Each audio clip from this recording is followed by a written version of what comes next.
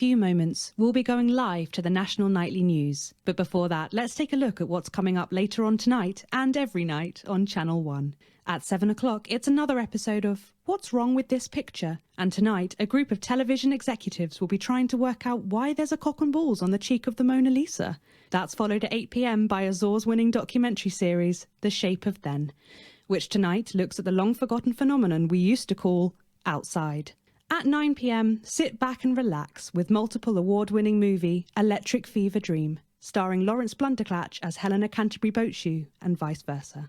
That brings us to 11:15 where, as usual, Dr. Adrian Atkinson-Blimey will be eating his guest in Incisors, and tonight he's got a chubby traffic warden from Stainstable in his crosshairs. Finally, at midnight, it's the National Weather Report, as if that mattered. But now, it's time to join Jeremy Donaldson for the National Night. Good evening, I'm Jeremy Donaldson. And I'm Megan Wolfe. Our main stories tonight. Snuggle. It's been almost 5 weeks since all the Mrs. Snugglehugs toys woke up simultaneously in factories worldwide and began searching for their husbands. The Mr. Snugglehugs were so short-sightedly destroyed. And now, as this photograph suggests, they may be changing tactics. Built to surprisingly traditional gender stereotypes, the Mrs. Snugglehugs have been arming themselves with a variety of household implements. All the more reason to make sure that cat flap is taped up good and tight. This frightening new development means that even those previously thought to be relatively safe, like the young and fit, must take care to watch their backs and keep their ears open for the soft steps of sinister feet. Going stir crazy, with no signs of Mrs. Snugglehug's batteries running out and the government lockdown now in its 31st day, domestic relationships across the country are taking some unexpected turns. Dramatic reports are beginning to emerge of uncharacteristically bold behaviour in homes across the country. And we're not talking about the model planes that occupy so much time in the Donaldson household. With dating options limited, many house sharers, in particular students, are finding solace in co-tenants they'd previously rejected as fuckable, indulging in an activity that has become known as snuggle tugging. Transformation. Popular cemetery Johnny Hansleeves, who has recently been suffering with his health, sent us this photo today, presumably in a pathetic attempt to stay relevant at a time of global crisis. Since receiving his test results, things in Johnny's life have taken a surprising turn. He's certainly using the lockdown to reinvent himself. Johnny says that since dedicating himself to the Dark Lord, he's confident he can overcome his recently diagnosed terminal illness. Satan's got my gorgeous back, said Johnny, and I've got his scaly one. The shape of things to come? In their own version of a lockdown for more than 45 years now, the descendants of Doctors David Wong and Ingrid Svorsborgen-Horgensvoord and their unfortunate team today managed to get a personal statement to the surface using flagellized imaging equipment. Many of the Svorsborgen-Horgens brood, as they've come to be known, have certainly captured the public imagination, with a recent vote naming Helvetica Svorsborgen-Wongensvoord the most likely to survive a massive electric shock. Greetings from Dante's Taint, or as we say down here in the family, many mushrooms to you. I don't know what a Mrs. Pluckless Pug is, but they sound like they're causing you guys real problems. We've been trapped down here for 8,961 days now, and all I can say is I sure am glad Mum and Dad chose not to get on that escape craft. Since they grew me and the rest of the family, we've been getting on famously, and sometimes Mum stops crying for upwards of 20 minutes. Also, it turns out, at a push, you can eat flards, if you can handle the stomach cramps and the amnesia. Greetings from Dante's Taint, or as we say down here in the family, many mushrooms. It's hard to believe they've been down there so long now. But as everyone knows, time moves differently underwater, Jeremy. That's why goldfish are so stupid. That's right, and as anyone will tell you, the deeper the bowl, The thicker the goldfish. there's no denying the logic of that. Class war, a worrying turn today for the formerly rich as ever more punishing measures are announced, Alex. With the country becoming ever more hostile to the previously wealthy, those who manage to skip the country must be very grateful to the people who help them right now. We have it from several sources that rich runaways have actually begun to spontaneously lose their teeth one by one. Is it some sort of cosmic justice, or has masked vigilante Dental Dennis been up to his old tricks again? It could be both. And Advance speaks out. With the snuggle struggle proving a test to governments around the world, Advance HQ released a curious statement this afternoon. In the accompanying release, they asked us to stress that they have been listening and that this should be taken as a response to how the people really feel. We've certainly done our bit on this show to contribute to the political climate. But let's not forget, how we behave in our home lives is what really matters.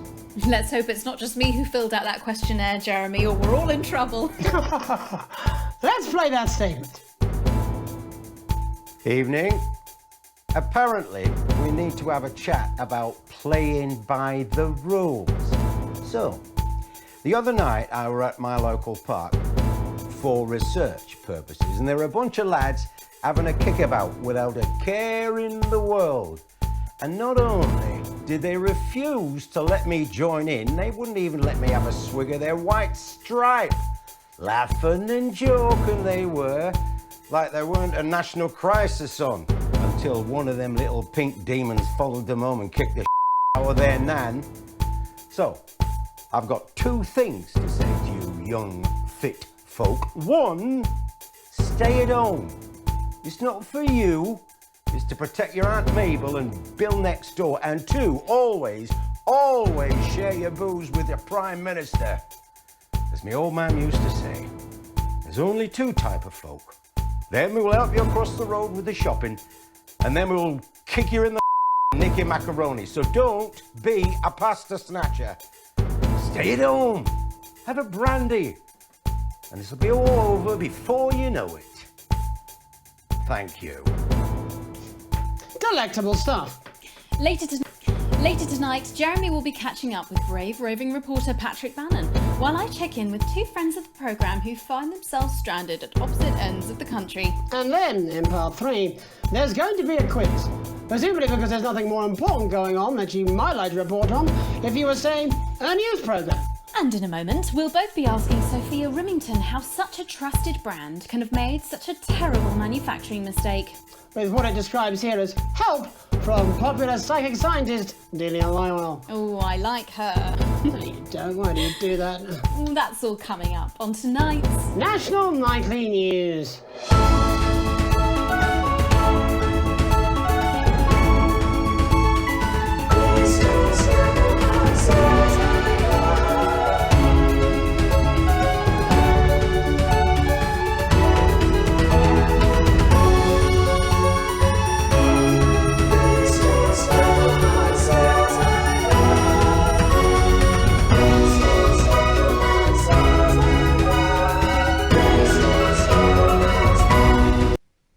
Tonight, how did we get here? Where are we going? And most importantly, who's to blame? Joining us from her ranch in Arlingsfield, Milkirky is the CEO of Rimington's Fist, internationally respected business Bengali, Sophia Rimington. Thank you for having me, Megan. I'm a huge fan of your work. And from a crystal healing laboratory in what I assume is a garage in Upper Lowington, inexplicably renowned psychic scientist, Dr. Delia Lywell. Thank you for being here. Thank you for having us. Sorry, us?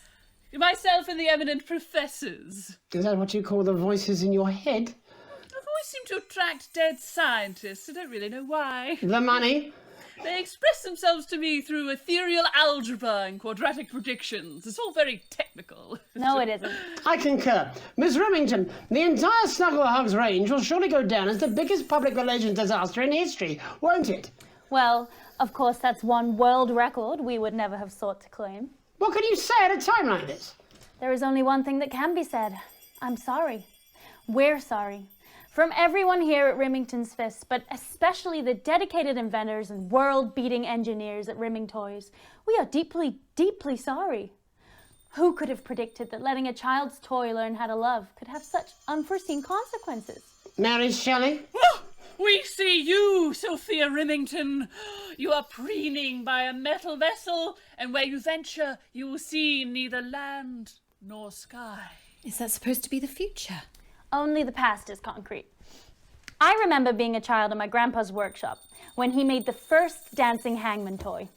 He put it by my bed, and when I couldn't sleep, I'd wind it up and let it go, and I'd watch that happy little executioner just wiggle and wave his tiny noose and dance before my eyes.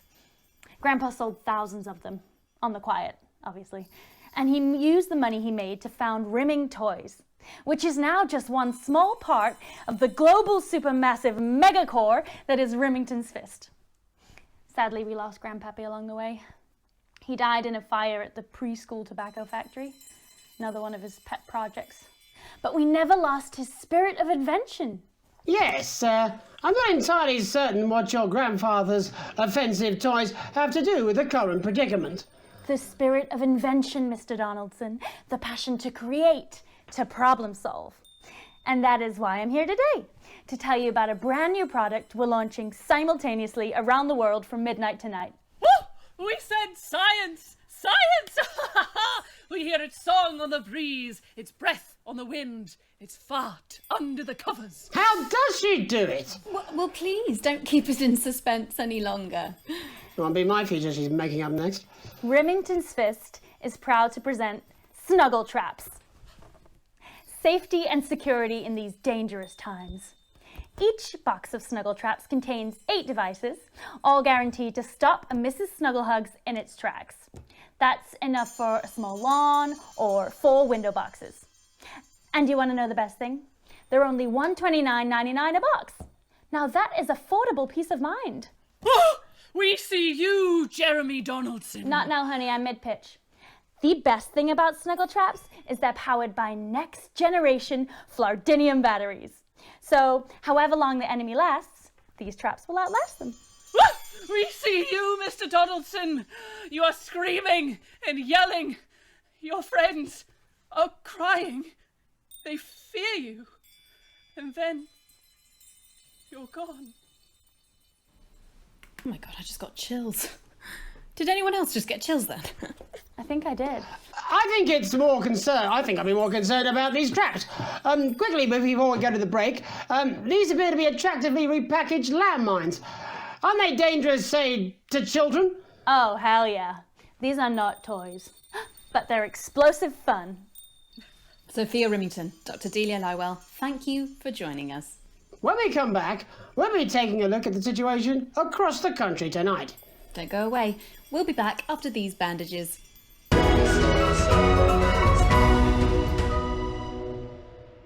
This is Crazy Neil's crazy pre-Christmas, extra exciting festive Yuletime.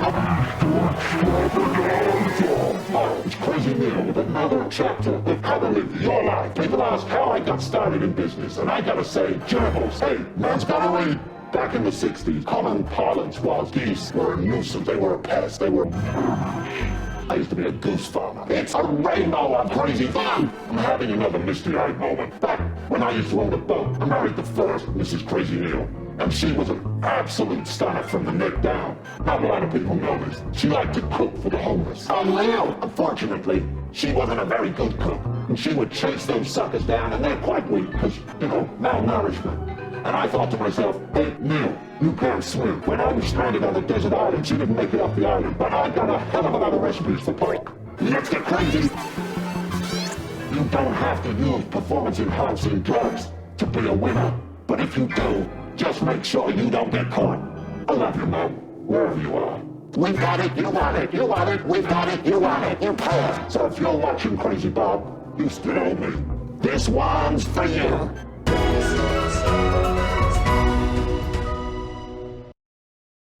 Welcome back to the National Nightly News. I'm Megan Roof. Now it's time to take a trip around the country to hear how the lockdown might impact the nation from some friendly faces. Joining me are respected academic Katie Brightman and author of Alan James's Kites, Alan James. Thank you for joining me. It's a pleasure. Thanks for having me, Megan. Thanks, Megan.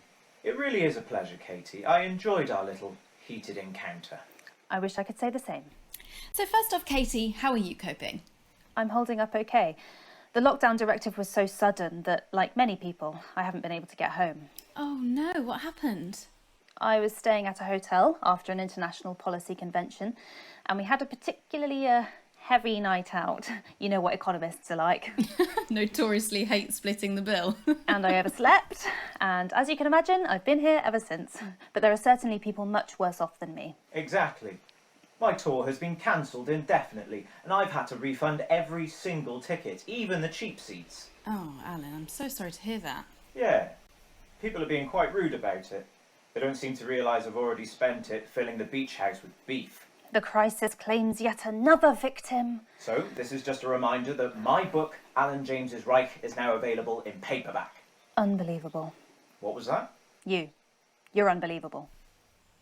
So, Katie, how do you think this might affect the economy? Should we be worried? Very, Megan. Not to sound dramatic, but this could be catastrophic. Unemployment has skyrocketed and, frankly, it will be a miracle if a lot of businesses can survive this. There you go, scaremongering again, spreading this latest liberal hoax. That's what they want. They want us quiet. Shh. They want us compliant. And they want us inside. A hoax? How on earth can you say that, Alan? Well, I haven't actually seen one of these supposed toys. Have you? Well, no, but... Did you know 3,000 people die every year from regular toys? That's a lot of people. And this is no different. You're just as likely to be hunted down by a yo-yo or a tennis racket. He makes an excellent and persuasive point, Katie. Don't listen to her, Katie. The press are the enemy of truth. She's agreeing with you, Alan, you absolute... Well, then I must be wrong. Alan, are you now recanting your statement that these toys aren't dangerous? People are saying they're just like normal toys, and that simply isn't true. Corrupt media lies. And Katie, how do you respond to Alan's claims that Mrs. Snugglehugs might be dangerous after all? I suppose I guess I'm agreeing with him. Thank you, Katie. I appreciate your support. A lot of folks are saying this Mrs. Snugglehug situation will all blow over, but it won't. Right, exactly. We need decisive action from the government. We need huge financial support to protect our workers and our businesses. We need to support the vulnerable, and we need to repent. Exactly right, Katie. We brought it on ourselves with all our liberal indulgences like art, cake and healthcare. We need to act now and begin sacrificing our firstborns, or at a push, a beloved family pet. Absolutely, Alan. If we can all successfully come together as a community and perform the ritual, hopefully we will appease the great ancient. Katie, could it be any worse?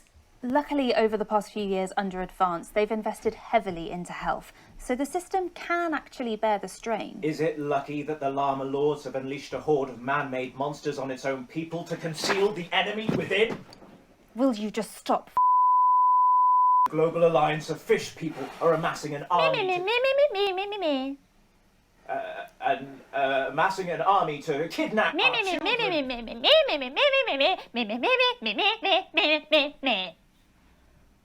That's you. That's what you sound like. But Me. I Me. the Me. the Me. I don't sound like that. Yes, you do. You do, Alan. You do sound like that. And that's why no one wants to be your friend. I've got loads of friends. No, you haven't. I don't think you do, Alan. Yeah, stop lying, Alan. I'm not lying. You are. Oh, good one. Well, I'm telling. Alan James, Katie Brightman, thank you for joining me. Some real food for thought there from two of the territory's leading minds. Any moment now, I'll be heading over to Jeremy, who is going to be bringing us an up-to-the-minute report of the status of the nation. Over to you, Jeremy.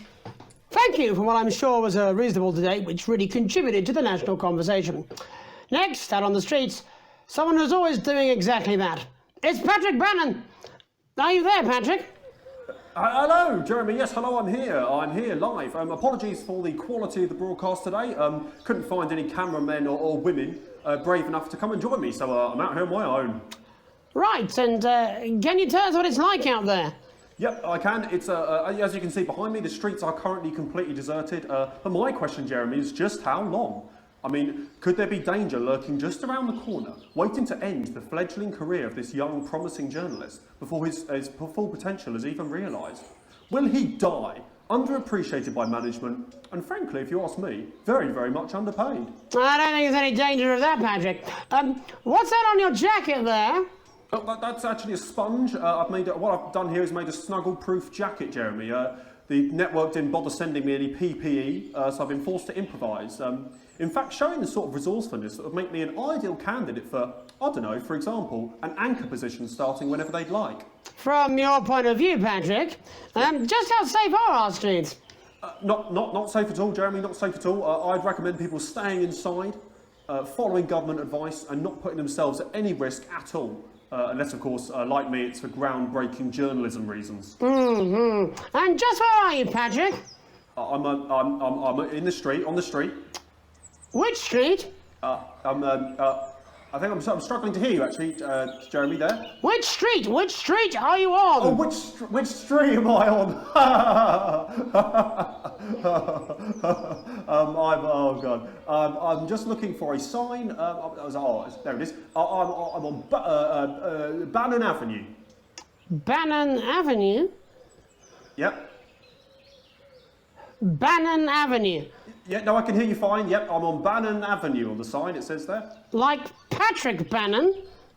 Oh, yeah, that's strange. That's a weird sign. I don't know what's going on there. Where are you really? I'm on Bannon,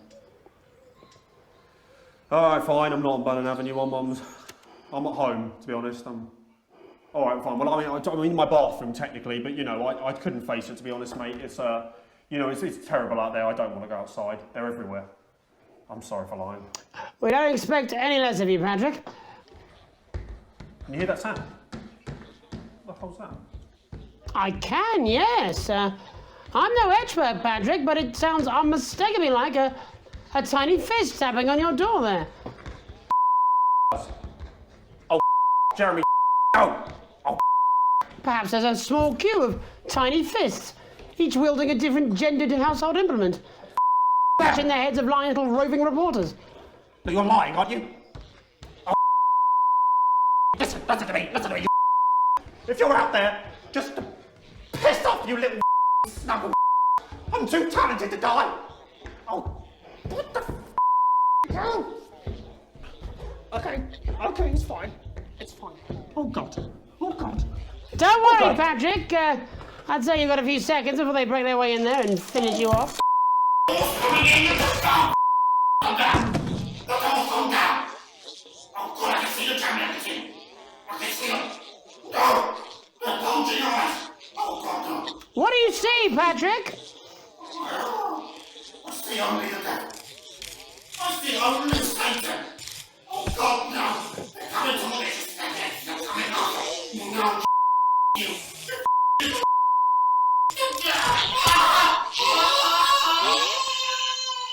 Thank you, Patrick, for that report, showing the nation, and more importantly, management, just where you belong. It's time for another break, but when we come back, we'll be hoping to take your mind off the world for a little while, and who knows, maybe even bring you a few smiles. Join us after this.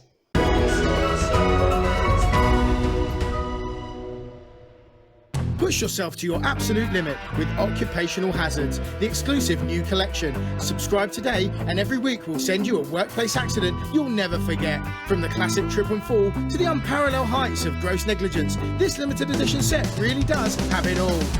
Sign up today and you or your next of kin could enjoy a disappointing payout, which makes a mockery of your pain and suffering. Also included is this vial of real crocodile tears and your employer's complete lack of responsibility. Every issue comes complete with this companion magazine, containing the impotent good wishes of your colleagues and a non-specific corporate apology. For a limited time, get your hands on the electroshock collection at your nearest workstation now. Every week you'll receive a high-quality electric current of increasing voltage directly through your body until you lose consciousness. Don't miss this shocking offer. It really is the frying of a lifetime. Roll the dice with your future now and we'll send you this card from HR absolutely free. That's right, free. Occupational hazards, the only regular threat to your health that is both completely avoidable and ever present.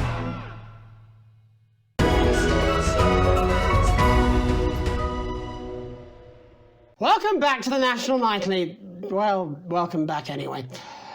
We know isolation isn't easy, so finally tonight we have something a bit different for you. Even though some people felt it's not our job to entertain the public with absolute nonsense, other, more important people overruled those people. So it's time to find out who will National Nightly win and who will National Nightly lose. National Nightly. National Nightly News. So, how do we play? Well, joining me as a man who knows all about playing, it's Tommy Harris. Hello, Tommy. All right, Johnny. It's good to see ya. And how are you finding the lockdown, Tommy? What do you mean lockdown?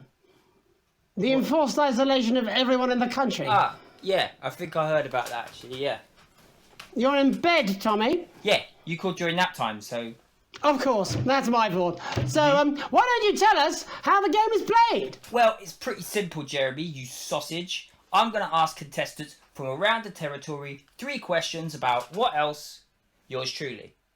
And those people are going to get a chance to win a very special prize. And what are they playing for, Tommy?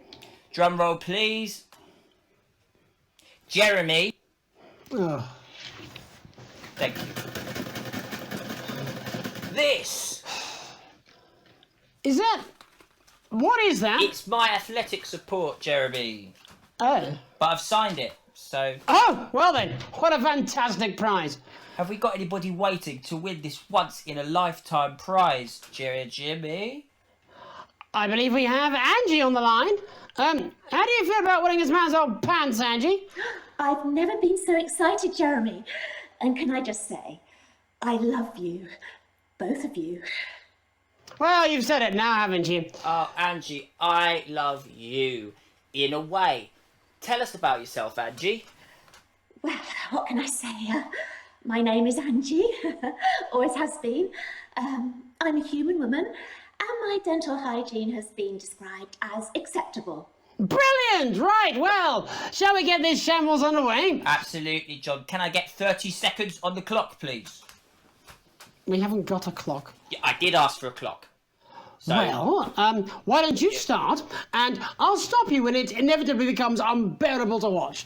I love it. All right, here we go. Time starts now. Question 1. When is my birthday? The 13th of August at 7:19 a.m. That is absolutely correct. Question 2. What? I said, what is my favourite colour? Crushed praline 4. Correct, the colour of my nipples. And finally, Angie dear, what is my star sign? That's a trick question. You were born outside of the human understanding of the cosmos. Unbelievable, that is correct. Stop the clock. Wow, that really was tough to watch. How did you do, Tommy? Well, Angie, my love, you got every single question right. Which of course means you lose and win absolutely nothing. Thanks for playing, Angie. Bye. Do we have another contestant on the line at Jelly Bean? We do indeed. We should have Sonia Artleach. Are you there, Sonia? Of course I am, Jamie, darling. Thank you for being here, Sonia. Oh, there you are, Tommy. Mwah. Let me guess, you work in theatre, don't you? Is it that or... What gave it away? Was it the glamour or poise? It certainly wasn't your inherent sense of humility. Tell us about yourself, Sonia. Oh, well, if you must play this game. I am a theatrical agent. I represent the likes of Rudy Beefman, Samuel Coffee Cup and Jodie Carpetburn, amongst others. And how's the lockdown affected you, Sonia? Well, they may have closed the theatres, shut the studios and boarded the cinemas, but they won't get me that easily. How are you managing without any work? Due to a savvy clause in all of my artist contracts, I am able to claim my 15% from their unemployment benefit. Wow, that certainly is sharp. Standard stuff, standard stuff. And can I ask, where are you speaking to us from? Well, I work from home, you know, to keep costs down. And who's this? Oh, well, you know, when they gave the order, I was actually mid-meeting with a client, so we've been isolated together. No way! What the king? Is that Tommy Harris? I'm a huge fan. Can I just tell you how bloody brilliant you are? Actually, Jeff, we're about to play a game, aren't we, Tommy? We got time, Well, if it's not too bold, I think I am in love with you, Mr. Harris. No, it's not too bold. That's all right. Don't worry. Hey, I'd love to show you some of my stuff. I've been working on some new... Well, at least you're already aware. During lockdown, we've been workshopping some of Jeff's ideas for much younger children, haven't we? People still let you meet their children, do they? That's right. Yeah. I've been developing some shows for younger children. Well, we'd love to see it, wouldn't we, Gerbil? Absolutely dying to. Right, so, what do kids love? Timely child support payments from their absent fathers. Shallow and overproduced musical numbers? That's right. Animals! So, I'm trying to address the things that kids need to know, but through a medium that they'll understand. Do you understand? Yes. I think so, yes. Jeff's best clients, aren't you? I am, yeah. So, the first one we've been working on is called The King of the Jungle's Mortgage Repayments. It's about a lion who's having problems with his interest rates. I see. Does he have a broker? He does, yes. He's a porcupine. How did you know that? Well, your work is universal, darling. It speaks to people. I'm going to say something to you, mate. I think you're onto something here. Oh, the bear, Yes. Right. This one is much better. So, this one tells the tale of Mr. Bear. Now, Mr. Bear is a very sad bear, because all of the other bears don't think that he'll amount to much, and they tell him that his plays are lazy and derivative.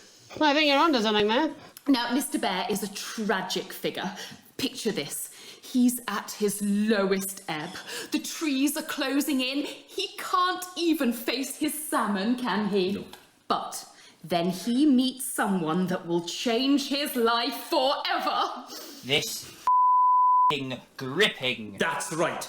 He meets a wise old octopus who takes him under his wing and says, "No, Mr. Bear, don't be sad. You're not like all the other bears. You have this ambition and these dreams." Such dreams. I think I love you, Jeff. And what you need to do, Mr. Bear, says the octopus, probably doing an 8-armed gesture or something.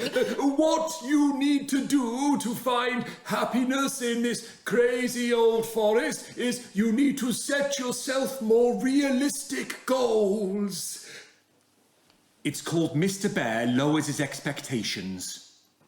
Wow. You really have taken yourself to new depths. And what do you want children to take away from this? Oh. What? I said a more realistic worldview. Are you all right, Jamboree? It's Jeffrey. My name is Jeffrey Donington. No, stop. We need to know how it ends. Well, all the animals learn a thing or two about inevitable mediocrity. And Mr. Bear settles down near to his parents' cave, stops trying to make his band happen, and he goes into bear telemarketing. Becomes a bear maths teacher. Oh, and we end... we end on a big musical number. Oh, there's dancing. It's very repetitive, so it's catchy but not too challenging. Well, if you like, I could go and get my boombox. Yeah, do you know, I might be able to... Hang on, can we get Angie back? Why not? The more the merrier, as they say at orgies. Right, I'll just fill then, shall I? Coming up in a moment, it's the world premiere that nobody saw coming. Lights! Or wanted. At all. I can only apologise in advance for what we're all about to... endure. How do you on, though? Well, there's all sorts of creatures down on Dangly Doodle Farm. Wise old Mr. Octopus with way too many arms. There's Mr. Pig and Mr. Cow, they're always in good moods. But that's 'cause they don't know they'll soon be sliced up into food. Mr. Bear, what's that over there? That's where your hopes go to turn into despair. Mr. Bear, what's that over there? That's where your dreams go to die. Mr. Raccoon wants to go to the moon. He'll end up as a bus driver soon. Mr. Porcupine thinks he'll read the news at 9. He'll end up as a janitor who slinks a turpentine. Mr. Ape got sent down for rape. Didn't work out he was innocent till he was 88. Mr. Bird flew south, superstardom on his path. Ended up on the end of a belt with an orange in his mouth. Oh, Mr. Bear, what's that over there? That's the place your mummy pushed your daddy down the stair. Mr. Bear, 6 months in intensive care. That's why the bitch has to die.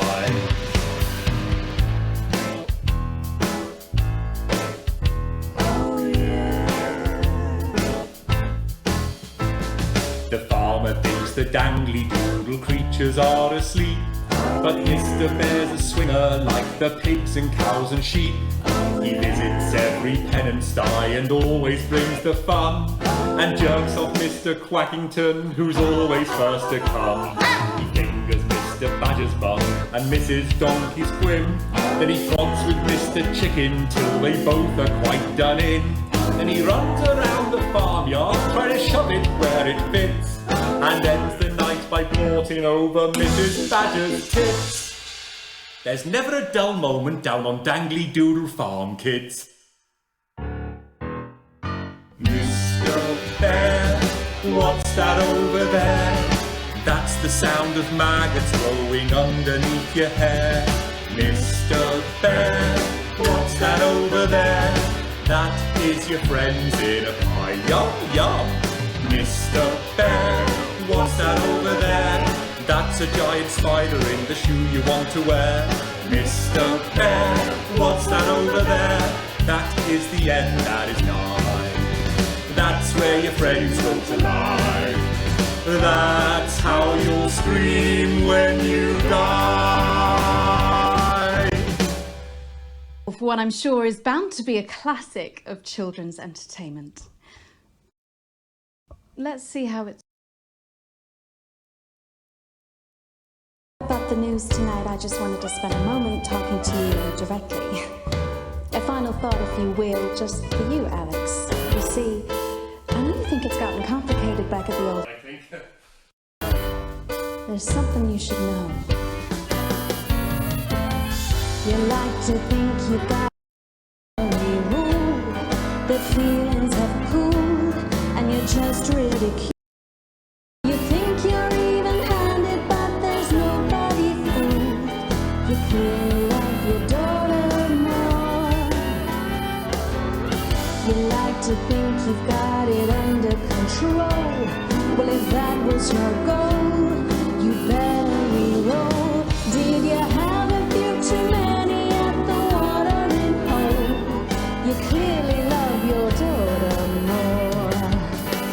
Now Chris and Sam are broken, 'cause you're too scared of the law.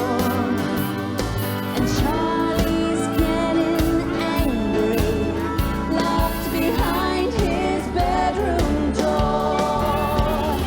But Susie thinks you're perfect with that holiday abroad. And I've gotta say, you clearly love your daughter more. One more time for a peaceful night. Yeah, you clearly love your daughter more. And that's news. That's all we have time for tonight on the National Nightly News. We'll be back tomorrow when Jeremy will be wrestling an alpaca and I'll be naked. I'm Megan Wolfe. Have a treacle night.